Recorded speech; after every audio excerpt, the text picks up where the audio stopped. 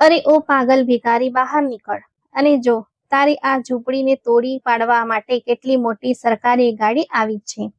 વસ્તીના શેઠના કર્કશ અને ઘોઘરા આવાજે મને મારા ઊંડા વિચારોના વળમણમાંથી બહાર કાઢી નાખી. મેં મારી મેલી ગેલી અને જગ્યાએ જગ્યાએ થીગડા મારેલી ફાટેલી ચાદરને મારા ધ્રુજતા અને ખરબચડા હાથે માથા પર બરાબર કરી અને મારી ઝૂંપડીના તૂટેલા લાકડાના દરવાજામાંથી બહાર કાદવમાં પગ મૂક્યો. આજે અમારી એ દુર્ગંધ મારતી કાચી વસ્તીનું દૃશ્ય રોજ કરતા સાવ અલગ અને બેહદ સનસનીખેજ હતું. આ એક કમનસીબ જગ્યા હતી જ્યાંથી સામાન્ય માણસ નાક પર કપડું રાખ્યા વગર પસાર થઈ શકતો નહોતો અને જ્યાં ચારે તરફ માત્ર કાદવ, ગંદકીના ઢગલા અને બીમારીઓનું રહેઠાણ દેખાતું હતું. ત્યાં આજે અચાનક ધૂળ ઉડાડતી ડઝનબંધ ચમકતી અને કિંમતી કાળી ગાડીઓ આવીને રોકાઈ હતી. એ ગાડીઓ પર લાગેલી લાલ અને લીલી બત્તીઓ ઝડપથી ઘૂમી રહી હતી, જેનો તેજસ્વી પ્રકાશ અમારી વસ્તીના કાચા અને તૂટેલા મકાનોની દિવાલો પર પડી રહ્યો હતો અને એક અજીબ ડર પેદા કરી રહ્યો હતો. વસ્તીના તમામ લોકો ડર અને ફફડાટમાં પોતાના ઘરના તૂટેલા બારણાની આડમાંથી આ નજારો જોઈ રહ્યા હતા કે ના જાણે આજે કોના પર પ્રલય તૂટી પડવાની છે. આ શાનદાર ગાડીઓના દરવાજા ખુલ્યા તો પહેલા વાદળી સૂટ પહેરેલા સાવધ થઈને બહાર નીકળ્યા અને પછી શહેરના એ મોટા મોટા સરકારી અધિકારીઓ નીચે ઉતર્યા, જેમની એક ઝલક જોવા માટે પણ સામાન્ય માણસ તરસતો હોય છે અને જેમના સુધી પહોંચવા માટે લોકોની આખી ઉંમર વીતી જાય છે. વસ્તીના શેઠથી લઈને વિસ્તારના થાણેદાર સુધીના બધા જ એ અધિકારીઓ સામે હાથ જોડીને અને નજર ઝુકાવીને ઊભા હતા. મારી નવાઈનો ત્યારે કોઈ પાર ન રહ્યો જ્યારે મેં જોયું કે એ બધાનું મોઢું સીધું મારી એ તૂટેલી ફૂટેલી અને માટીની બનેલી ઝૂંપડી તરફ હતું. આસપાસ ઉભેલા લોકો આશ્ચર્યથી પાગલ થઈ રહ્યા હતા અને અંદરો અંદર દબાયેલા આવાજે ગડગડાટ કરી રહ્યા હતા કે આટલા મોટા અને વગદાર અધિકારીઓ મારા જેવી એક ડોસી, કદરૂપી અને પાગલ ગણાતી ભિખારી પાસે આખરે કેમ આવી રહ્યા છે? અને મેં એવો કયો ગુનો કર્યો છે કે આટલા વગદાર અધિકારીઓ સામે ચાલીને મારા દરવાજે આવી ગઈ છે? હું મારી જગ્યાએ પૂતળું બનીને ઊભી હતી અને મારું મન ભૂતકાળના એ અંધકારમય દૃશ્યો તરફ દોડી ગયું જ્યારે હું આવી બિલકુલ નહોતી અને મારું સ્થાન આ ગંદકીથી ઘણું ઊંચું હતું. મારું નામ અવની છે અને આજથી 20 વર્ષ પહેલા મારી દુનિયા આ ગંદકી અને ગરીબીથી કોસો દૂર હતી. હું એક મધ્ય વર્ગની ઓછું ભણેલી અનાથ છોકરી હતી. મારા માથા પરથી મા બાપની છાયા બાળપણમાં જ ઉઠી ગઈ હતી અને મારો ઉછેર મારા કાકા કાકીએ ઉપકાર જતાવતા અત્યંત મજબૂરીમાં કર્યો હતો. જ્યારે હર્ષ જેવા અમીર અને દેખાવડા વ્યક્તિનું માંગવું આવ્યું ત્યારે તેમણે મારા રૂપને વટાવ્યું અને પોતાનો બોજ ઉતારવા માટે તરત જ મારા લગ્ન કરાવી દીધા. હર્ષને પણ કદાચ બસ એક સંસ્કારી છોકરીની હર્ષ એક રૂપાળો અને આકર્ષક નવયુવાન હતો જેની પાસે દુનિયાની દરેક સુખ સુવિધા હતી, પરંતુ તેને પોતાની અપાર સંપત્તિ અને ઊંચા હોદ્દાનું ભારે અભિમાન હતું. અમારા લગ્નના શરૂઆતના થોડા વર્ષો ખૂબ શાંતિપૂર્ણ અને સપના જેવા વીત્યા. હું તેના આલિશાન બંગલાની રાણી હતી, જ્યાં નોકરોની આખી ફોજ મારા એક ઇશારે દોડતી અને મારી દરેક ઈચ્છા પૂરી કરવામાં આવતી. પરંતુ લગ્નના 3 વર્ષ વીતી ગયા પછી પણ જ્યારે અમારા આંગણામાં કોઈ બાળકની કિલકારી ન ગુંજી ત્યારે ઘરનું વાતાવરણ દિવસે ને દિવસે બોજ અને ગુંગળામણ ભર્યું થવા લાગ્યું. મોટી હોસ્પિટલો અને નામી ડોક્ટરોના ક્લિનિકના ધક્કા ખાધા પછી જ્યારે મારો અંતિમ મેડિકલ રિપોર્ટ સામે આવ્યો તો તે મારા માટે કોઈ પ્રલયથી ઓછો નહોતો. ડોક્ટરે સ્પષ્ટ અને રોકડું કહી દીધું હતું કે મારામાં મા બનવાની ક્ષમતા જ નથી અને કોઈ ચમત્કાર વગર મારું ગર્ભવતી થવું અશક્ય છે.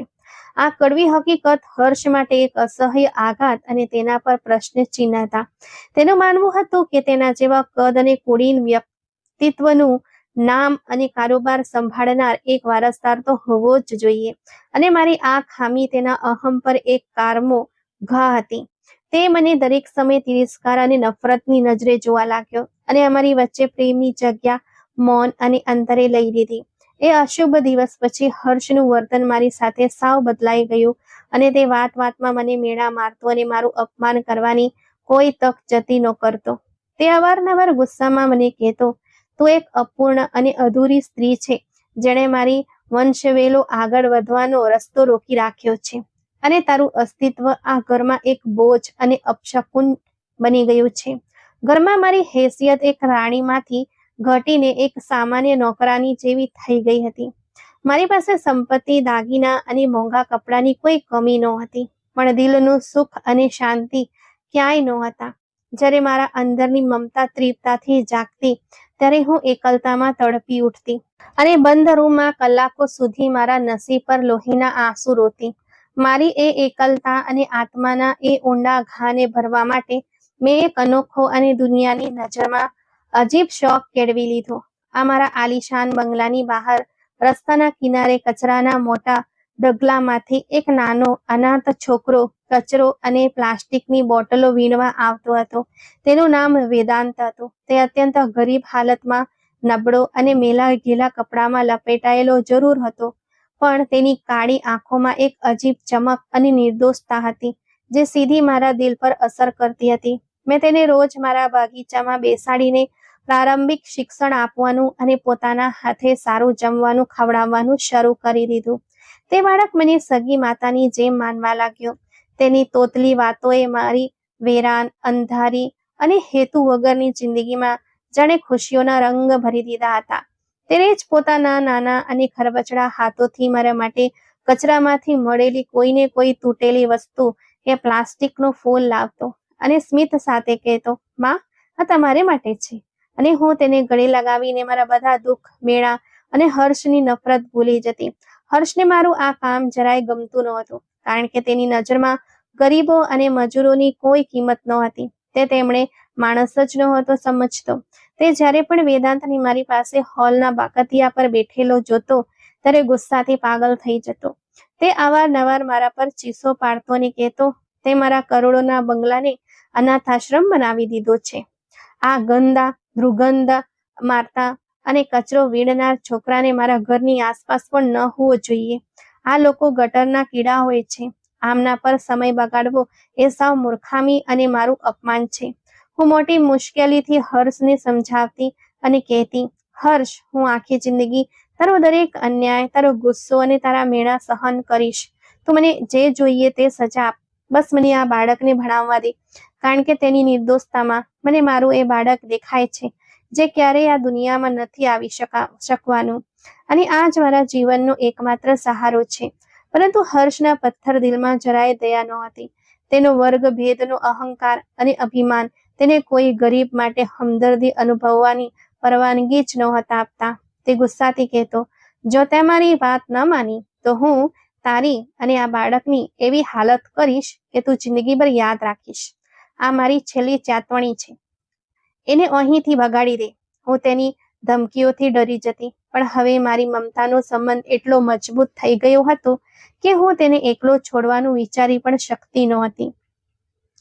એક દિવસ શહેરમાં સામાન્ય કરતાં વધુ ભયાનક તોફાની વરસાદ પડી રહ્યો હતો.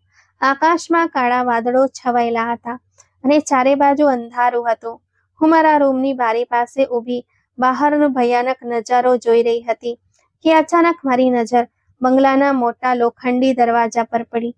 ત્યાં વેદાંત તે જ તાવમાં તપતો, કાદવથી લથપથ અને ઠંડીથી ખરાબ રીતે ધ્રુજી રહ્યો હતો, અને આખરે તે ફૂટપાથ પર કાદવમાં જ પડી ગયો. મારી મમતા બેચેન થઈ ગઈ અને હું હર્ષના ડરને ભૂલીને, કશું જ વિચાર્યા વગર ઘૂઘમાર વરસાદમાં દોડીને તેને તે જ હાલતમાં ઘરની અંદર લઈ આવી. મેં તેને સાફ કર્યો અને મારા નરમ, ગરમ અને કિંમતી બિસ્તર પર સુવડાવ્યો. તેને તાવની દવા આપીને તેનું ગરમ કપાળ પંપાળવા લાગી. કમનસીબે તે જ સમયે હર્ષ ઓફિસથી વહેલો ઘરે આવી ગયો. વેદાંતને પોતાના કિંમતી બેડ પર સૂતેલો જોઈને તેના ગુસ્સાનો કોઈ પાર ન રહ્યો. તેની આંખોમાં લોહી ઉતરી આવ્યો. તેણે જોયું કે ન જોયું જાણ્યું. ઝડપથી આગળ વધીને મને વાળથી નિર્દયતાથી પકડી અને મારા મોઢા પર એક જોરદાર થપ્પડ મારી, જેનાથી મારા હોઠમાંથી લોહી નીકળવા લાગ્યું. ત્યારબાદ તેણે એ બીમાર અને બેભાન બાળકને કોલરથી ઢસડીને તોફાની વરસાદમાં ઘરની બહાર રસ્તા પર ફેંકી દીધો. હું રડતી રહી અને તેના પગમાં પડીને દયાની ભીખ માંગતી રહી. કરગરીને કહેતી રહી, "હર્ષ, ભગવાનને ખાતરાને બહાર ન કાઢો. તે મરી જશે. તેને બહુ તેજ તાવ છે અને બહાર તોફાન છે." પણ તેના પર જાણે કોઈ રાક્ષસ સવાર હતો. તેણે મારું એક ન સાંભળ્યું. તે રાત્રે તેણે મારું અસ્તિત્વ મિટાવી દેવાનો નિર્ણય કરી લીધો હતો. તેણે આવેશમાં આવીને ઘરના તમામ નોકરોને હોલમાં બોલાવ્યા અને તે બધાની સામે મને નિર્દયતાથી ધક્કા મારીને ઘરની બહાર કાઢતા એવા શબ્દો કહ્યા જે આજે પણ મારા કાનમાં પીગળેલા કાચની જેમ ઉતરે છે.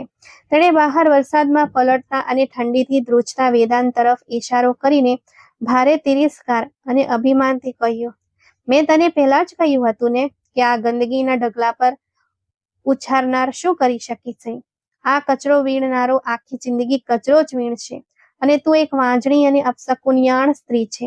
તે આ ગંદકી માટે મારું ઘર બરબાદ કર્યું છે. હવે જા અને એ જ કચરા સાથે રસ્તા પર ઠોકરો ખા.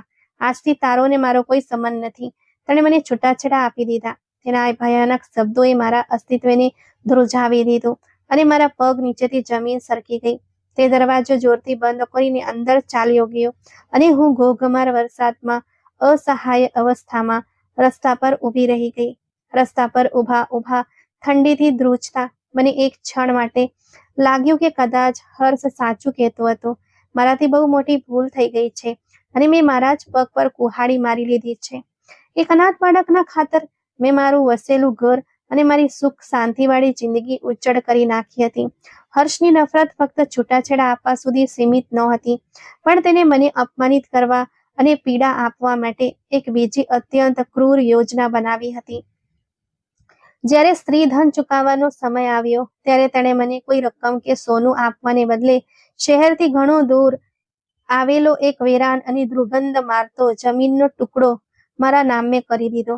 આ એ જમીન હતી જેના પર ઘાસનું એક તણખલું પણ ઉગતું નહોતું, જ્યાં પાણીનું નામો નિશાન નહોતું, જ્યાં માત્ર કચરો ફેંકવામાં આવતો હતો અને જે કોળીઓના ભાવે વેચાતી હતી. તેણે પોતાના વકીલ દ્વારા કાગળો સાથે મને સંદેશો મોકલ્યો, એક વાંજણી અને અધૂરી સ્ત્રીને બંજર જમીન જ શોભે છે. એટલા માટે આ મારા તરફથી તારા વાજિયાપણાની છેલ્લી અને શાનદાર ભેટ છે. હવે જા અને તારી બાકીની જિંદગી એ બંજર જમીન પર તે ગંદા બાળક સાથે કીડા મકોડાની જેમ વિતાવ. આ સંદેશો સાંભળીને મારું દિલ લોહીના આંસુ રોયું. મારા પોતાના લોહીના સગા પણ મારી ગરીબી અને છૂટાછેડાના ઢાગને કારણે મારાથી મોઢું ફેરવી ચૂક્યા હતા. પરંતુ હર્ષના એ કટાક્ષે મારા અંદર બુઝાતી રાખમાં એક અજીબ ચિંગારી અને બળવાની જીદ ભરી દીધી. મારી પાસે એ સમયે રડવા અને સંજોગો સાથે સમજૂતી કરવા સિવાય બીજો કોઈ રસ્તો જ નહોતો. પણ મેં સંજોગો સામે હેઠા મૂકવાની અને હિંમત હારવાની ના પાડી દીધી.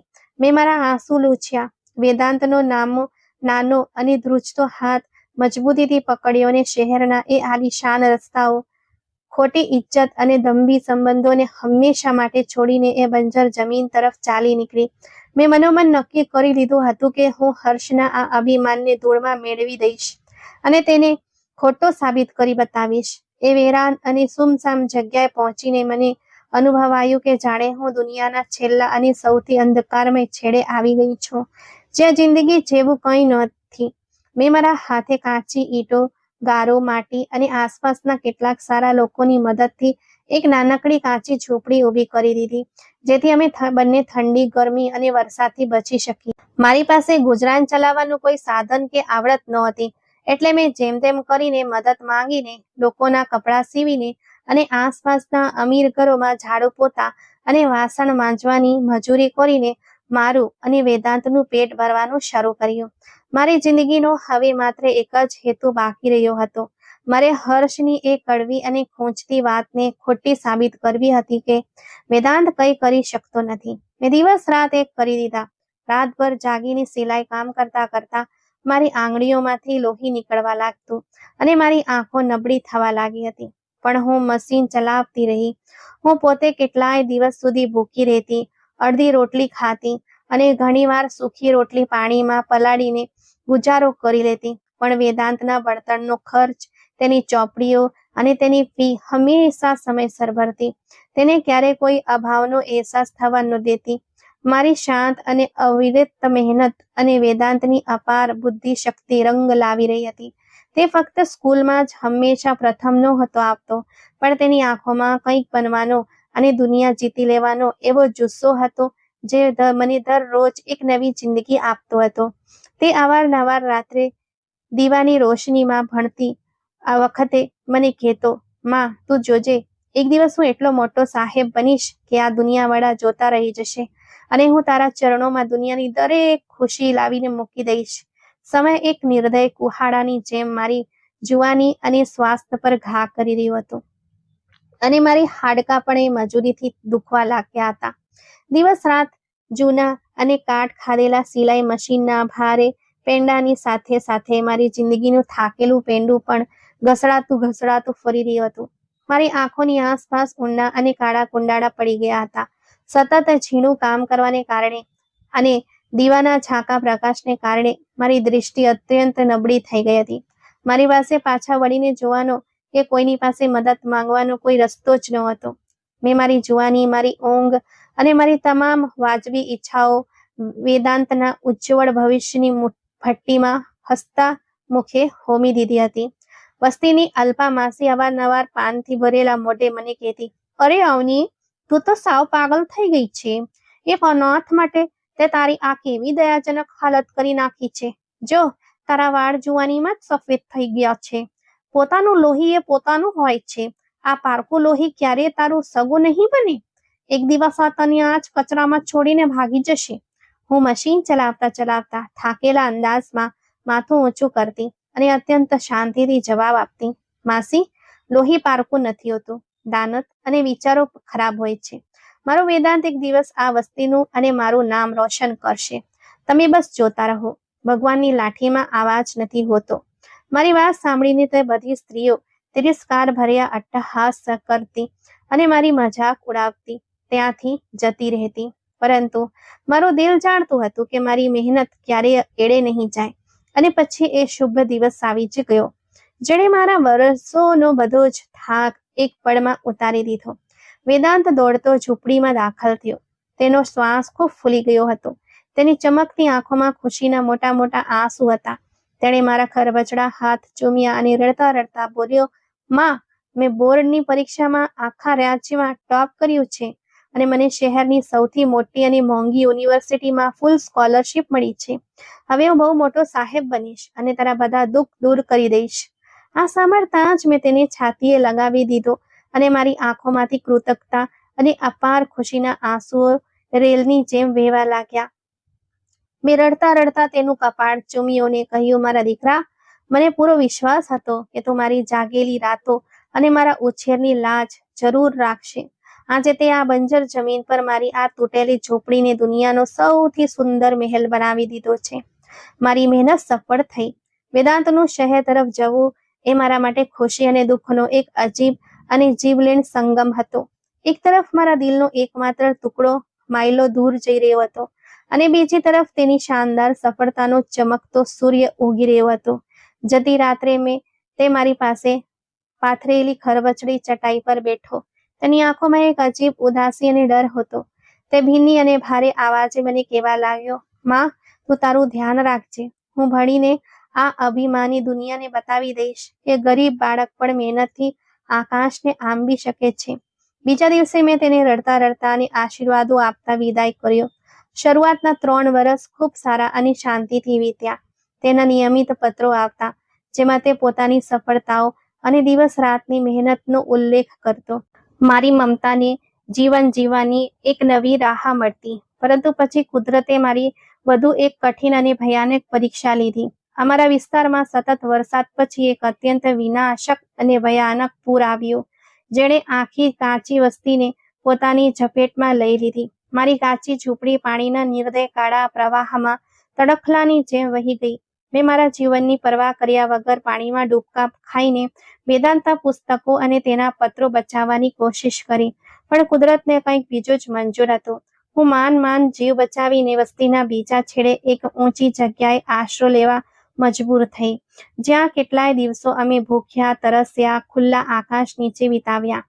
એ નિર્દય પૂરે મારી પાસે માત્ર મારી તૂટેલી ઝૂંપડી જ નહોતી છીનવી, પણ વેદાંતનું એ એકમાત્ર સરનામું અને તેની એ તમામ યાદગીરીઓ પણ છીનવી લીધી, જેના સહારે હું જીવી રહી હતી. મારો અને વેદાંતનો સંપર્ક પૂરેપૂરો તૂટી ગયો અને હું એકવાર ફરી આ નિર્દય દુનિયામાં સાવ એકલી અને નિરાધાર બની ગઈ. સમય પસાર થવાની સાથે સાથે મારી લાંબી રાહ એક ન પૂરી થનારી પીડા અને રોગમાં બદલાતી ગઈ. વર્ષો પર વર્ષો વંટોળોની જેમ વીતી રહ્યા હતા. ઋતુઓ બદલાઈ રહી હતી, પણ વેદાંતના કોઈ સમાચાર નહોતા. હું રોજ વહેલી સવારે રસ્તા કિનારે જઈને પથ્થરની જેમ બેસી જતી અને ધૂળ ઉડાડતી સેંકડો ગાડીઓમાં મારા ખોવાયેલા દીકરાનો ચહેરો તડકામાં બળી બળીને મારો રંગ કરમાઈ ગયો હતો અને લોકોની નજરમાં મારું માનસિક સંતુલન પણ પૂરેપૂરું બગડી ચૂક્યું હતું. વસ્તીના લોકો હવે ખુલ્લેઆમ મને પાગલ અને ભિખારણી કહેવા લાગ્યા હતા. જ્યારે હું રસ્તા પર ધૂળ માટીમાં બેઠી હતી, ત્યારે પસાર થતા અમીર લોકો મારા પર દયા ખાઈને થોડા સિક્કા ફેંકી દેતા. મોહલ્લાની સંવેદનહીન સ્ત્રીઓ મારા રૂઝાઈ રહેલા ઘાવ પર મીઠું ભભરાવવાની એક પણ તક જતી ન કરતી. તે અવારનવાર ટોળા વળીને મારી પાસે આવી ઊભી રહેતી અને કટાક્ષમાં કહેતી, જોઈ લીધું અવની, અમે નહોતા કહેતા કે ગરીબનું પારકું લોહી ક્યારે વફાદાર નથી હોતું.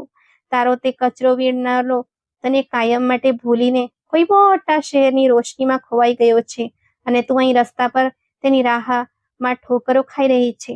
તારો અંત તો આવો જ થવાનો હતો. હું તેમની ઝેરેલી વાતો સાંભળીને શાંત રહેતી, પણ અંદરથી મારું દિલ કપાઈ જતું અને મારો આત્મા લોહીના આંસુ રોતો. હું રાત્રે ઉઠીને મારી જાત સાથે વાતો કરતી. શું ખરેખર હર્ષ સાચું કહેતો હતો? શું મને એક મૃગ જણ પાછળ ભાગીને મારી જિંદગી બરબાદ કરી દીધી? શું મેં ઉછેરલા એકમાત્ર દીકરાએ પણ મને કાયમ માટે ભૂલાવી દીધી? પરંતુ બીજે જ પડે એક માતાનું સાચું હૃદય એ તમામ શંકાઓને ફગાવી દેતો અને મારી જાતને કહેતી, ના, મારો વેદાંત આવો ક્યારે ન હોઈ શકે.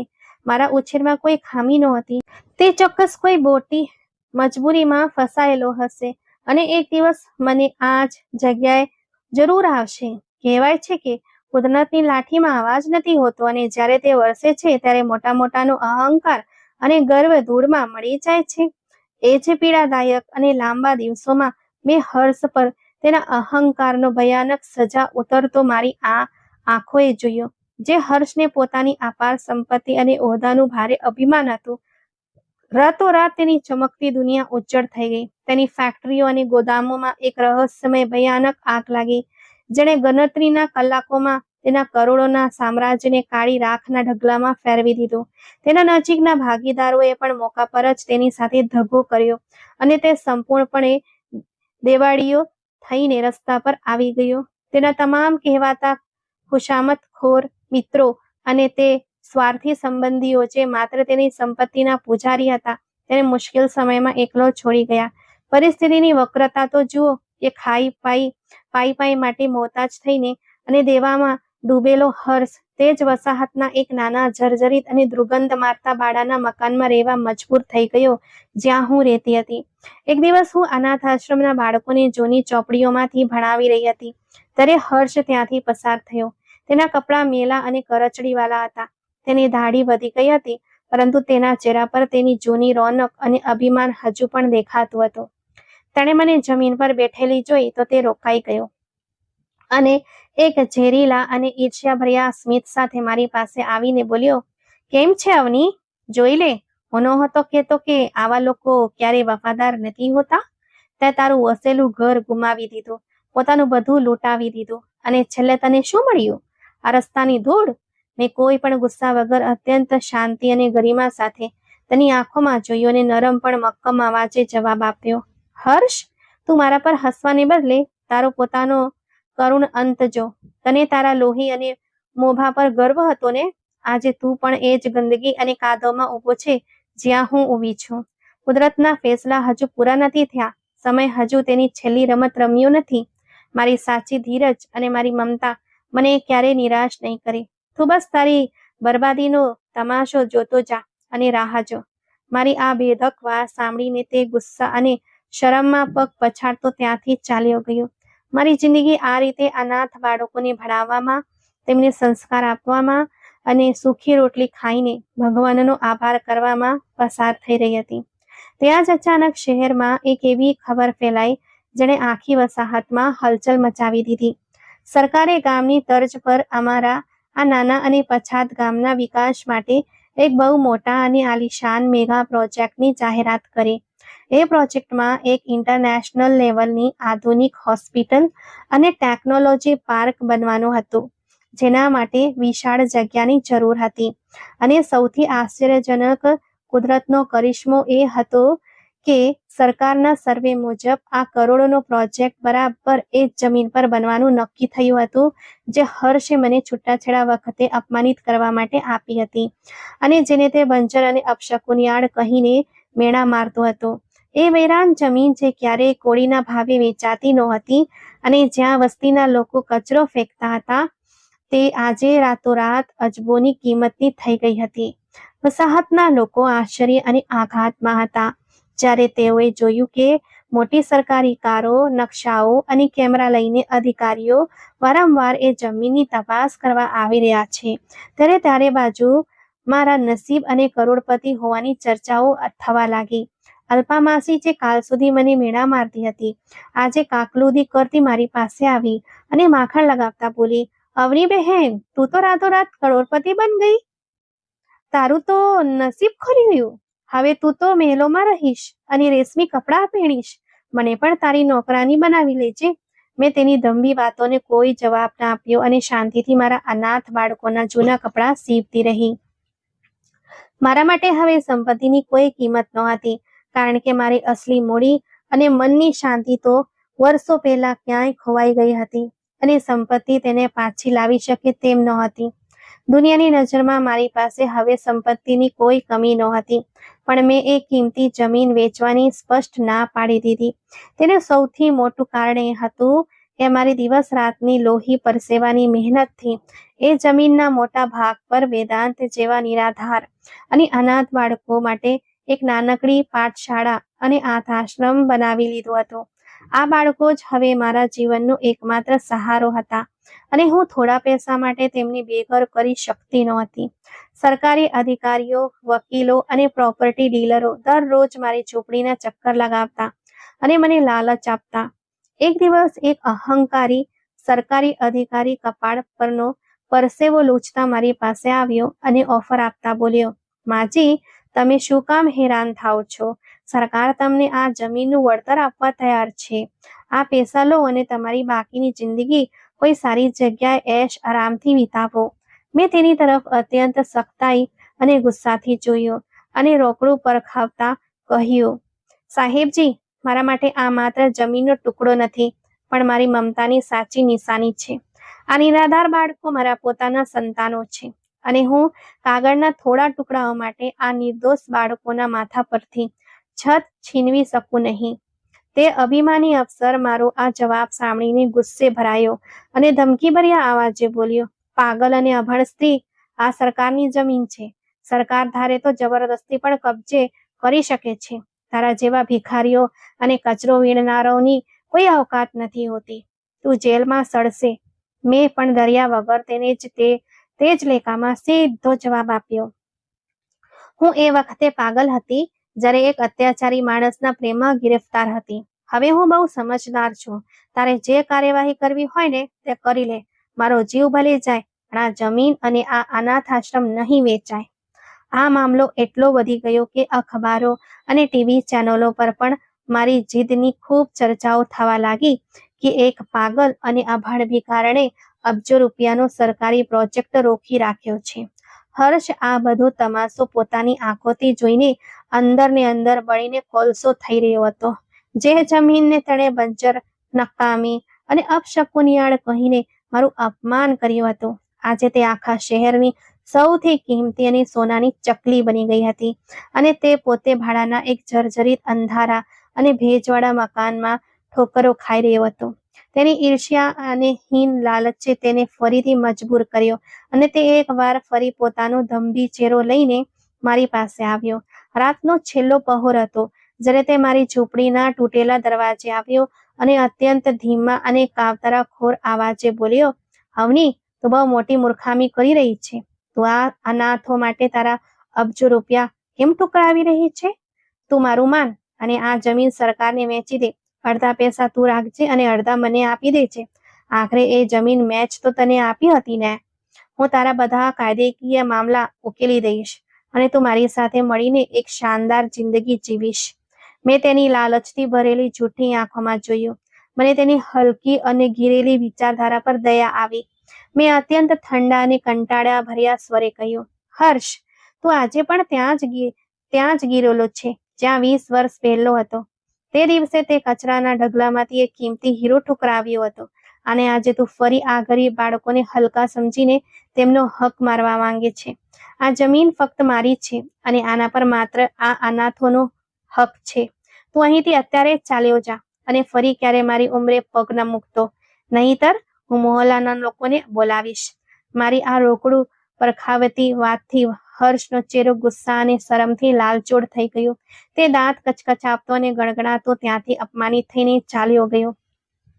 મારી આ સતત જીદ અને સરકારી ઓફરનો ઇનકાર કરવાને કારણે સરકારને મજબૂર થઈને શહેરથી એક ઉચ્ચ સ્તરીય સમિતિ બોલાવવી પડી, જેથી તેઓ મારી સાથે રૂબરૂ વાતચીત કરીને આ ગંભીર સમસ્યાનો કોઈ અંતિમ ઉકેલ લાવી શકે. આખી વસાહતમાં આ સમાચાર આગની જેમ ફેલાઈ ગયા કે કાલે શહેરથી કોઈ બહુ મોટો અફસર આ ભિખારણનું મગજ ઠેકાણે લગાવવા અને જમીનનો કબજો લેવા આવી રહ્યો છે. સવારનો સૂરજ પૂરો તેજ સાથે ચમકી રહ્યો હતો, પરંતુ અમારી એ પછાત અને ધૂળિયા વસ્તી પર એક અજીબ શાંતિ અને ડરનો વાતાવરણ હતો. વસાહતનો દરેક વ્યક્તિ પોતાના તૂટેલા ઘરના ખૂણેથી એ મોટા રસ્તા પર જોઈ રહ્યો હતો જ્યાંથી સરકારી કમિટી આવવાની હતી. હું હંમેશાની જેમ મારી એ જ કાચી ઝૂંપડીની બહાર બિછાવેલી જૂની ચટાઈ પર બેઠી હતી, અને મારી પાસે મારા કેટલાક અનાથ બાળકો જૂની પાટીઓ પર અક્ષરો લખી રહ્યા હતા. મને કોઈનો ડર નહોતો, કારણ કે મેં જિંદગીમાં એટલા દુઃખ અને ઠોકરો સહન કરી હતી કે હવે મને કોઈ સરકારી અધિકારી કે શક્તિશાળી અફસરની ધમકીથી ડર લાગતો નહોતો.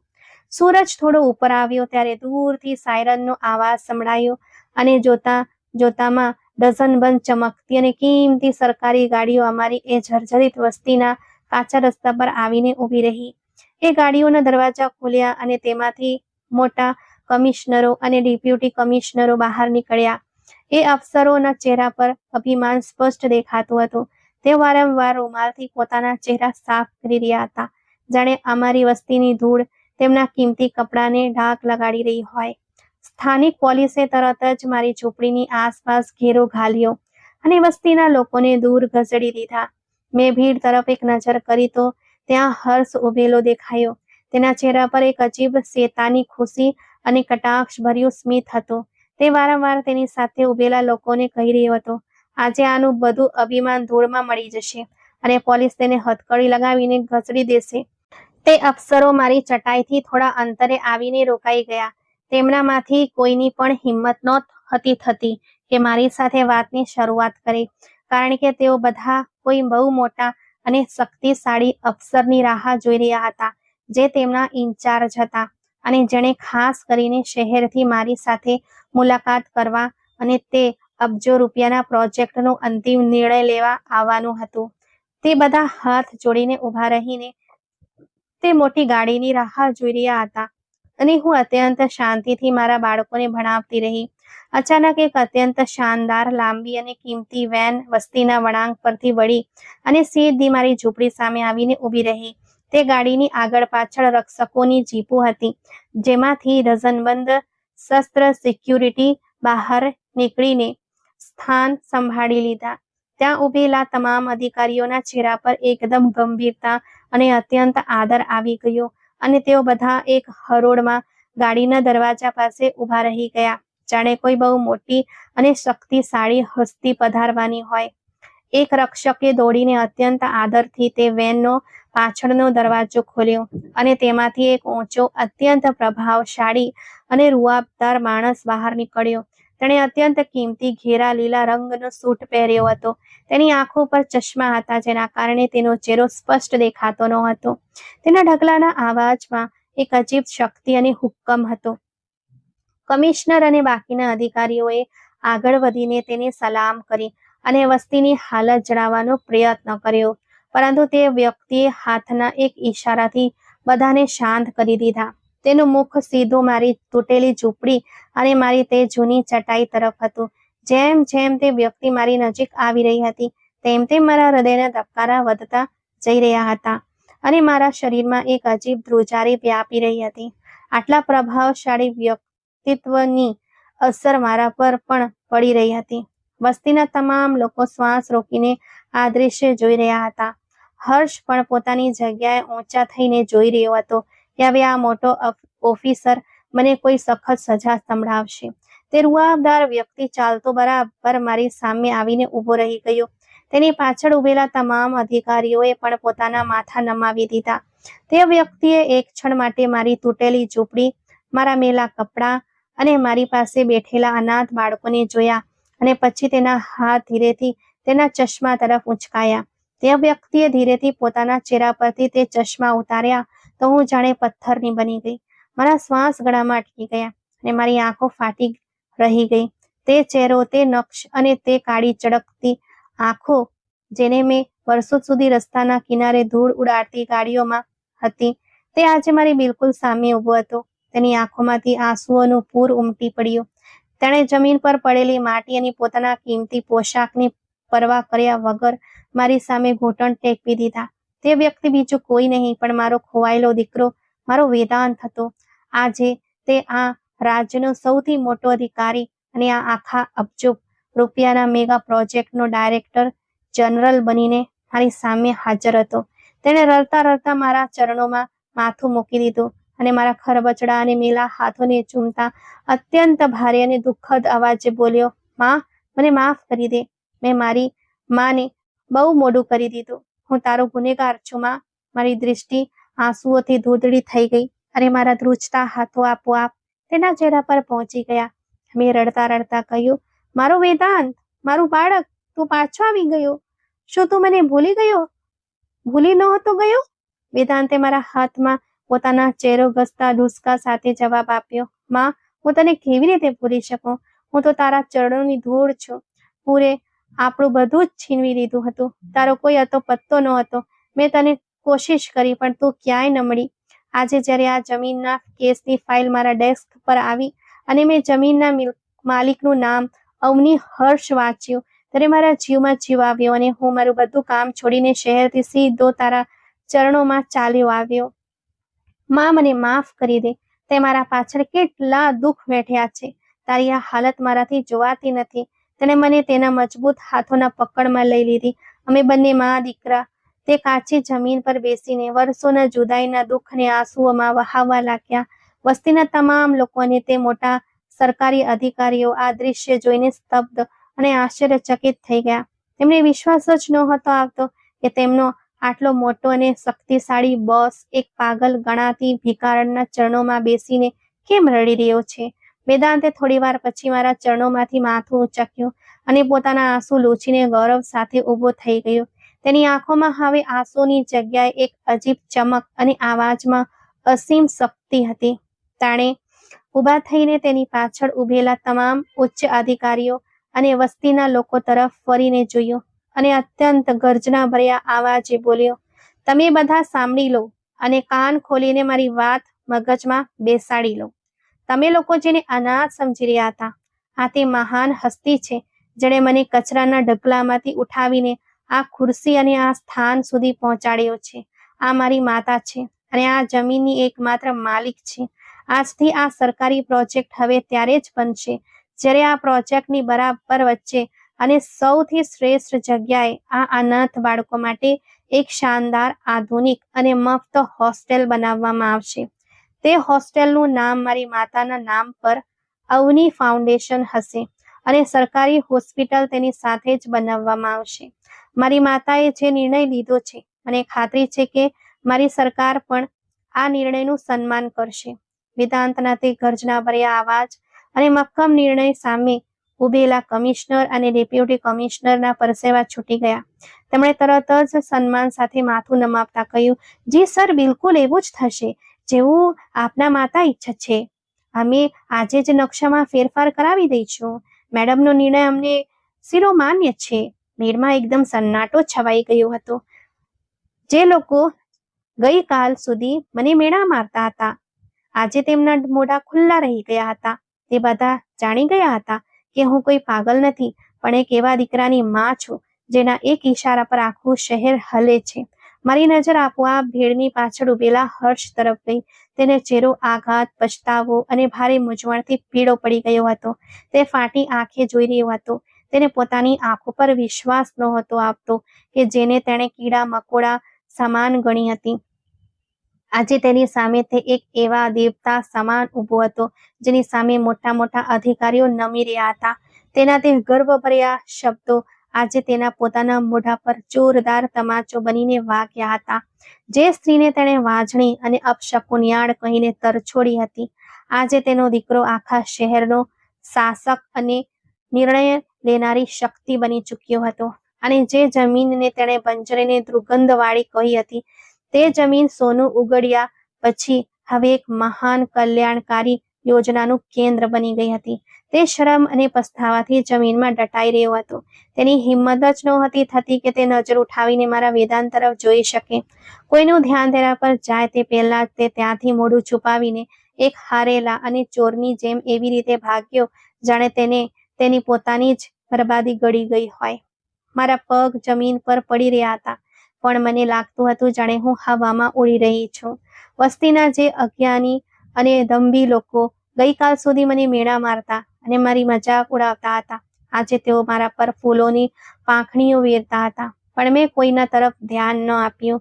મેં મારા તે તમામ અનાથ બાળકોને મારી સાથે ગાડીઓમાં બેસાડ્યા જેમને હું ભણાવતી હતી. વેદાંતે પોતાની ગાડીનો દરવાજો પોતે મારા માટે ખોલ્યો અને મને અત્યંત માન સન્માન સાથે આગળની સીટ પર બેસાડી. જ્યારે ગાડીએ તે ધૂળ અને કાદવથી ભરેલી વસ્તીમાંથી બહાર નીકળવા માટે ઝડપ પકડી, ત્યારે મેં બારીની બહાર જોયું. હું મારી તે તૂટેલી ઝૂંપડી અને તે બંજર જમીનને અલવિદા કહી રહી હતી, જેણે મારી જુવાનીના 20 વર્ષ ખાઈ લીધા હતા. પરંતુ તેણે મને એક એવી શાનદાર અને અવિસ્મરણીય સફળતા આપી હતી જેની કોઈ કિંમત લગાવી શકે તેમ નહોતું. કુદરતે મારી ધીરજ, મારી એકલતા અને મારા નિઃસ્વાર્થ પ્રેમનો એવો બદલો આપ્યો હતો જેનું ઉદાહરણ મળવું અશક્ય હતું. મેં એક ઊંડો શ્વાસ લીધો અને આંખો બંધ કરીને મારા ભગવાનનો આભાર કર્યો, જેણે મને અપમાનના અંધકારમાંથી કાઢીને સન્માનના પ્રકાશમાં લાવી દીધી હતી. આજે હું વિધાન સાથે શહેરના એક અત્યંત વૈભવી અને સુંદર સરકારી નિવાસ સ્થાનમાં રહું છું, જ્યાં ડઝનબંધ નોકરો મારા એક ઈશારા પર દોડે છે. પરંતુ મારા હૃદયમાં આજે પણ તે બંજર જમીન અને તે બાળકો માટે પ્રેમ બાકી છે. વેદાંત દરરોજ સવારે ઓફિસ જતા પહેલા મારા રૂમમાં આવે છે અને મારા આશીર્વાદ લઈને પોતાના દિવસની શરૂઆત કરે છે. તેના વગર તેને શાંતિ મળતી નથી. અને મારી તે બંજર જમીન પર ગામનું સૌથી મોટું અને શાનદાર અનાથાલય અવની ફાઉન્ડેશનના નામે બનીને તૈયાર થઈ ગયું છે, જ્યાં સેંકડો અનાથ, નિરાધાર અને કચરો વીણતા બાળકો બિલકુલ મફત ભણે છે અને એક શ્રેષ્ઠ જીવન વિતાવી રહ્યા છે. જ્યારે ઈશ્વર સાચી મહેનત, પવિત્ર દાનત અને ધીરજનું ફળ આપવા પર આવે છે, ત્યારે દુનિયાવાળાઓના પગ નીચેથી જમીન સરકી જાય છે અને ગર્વના મોટા મોટા પૂતળા ચકનાચૂર થઈ જાય છે. માણસના હાથમાં માત્ર સાચી દાનતથી કોશિશ કરવાનો છે. અને મારો એ વિશ્વાસ છે કે જે માણસ નિઃસ્વાર્થ થઈને બીજાના અંધકારભર્યા જીવનમાં પ્રકાશ વહેંચે છે, ભગવાન તેને દુનિયા અને પરલોક બંનેમાં એવું સ્થાન આપે છે જે આપણે વિચારી પણ શકતા નથી. જે વ્યક્તિ નિઃસ્વાર્થ ભાવે બીજાની મદદ કરે છે અને મુશ્કેલ સમયમાં પણ પોતાની સચ્ચાઈ છોડતી નથી, ભગવાન તેને એક દિવસ એવું સન્માન આપે છે જેની દુનિયા કલ્પના પણ નથી કરી શકતી. તો મિત્રો, વાર્તા કેવી લાગી? લાઈક, કોમેન્ટ, શેર અને સબસ્ક્રાઇબ કરીને જરૂરથી જણાવજો. આપણે ફરી મળીશું એક નવી વાર્તા સાથે. આભાર.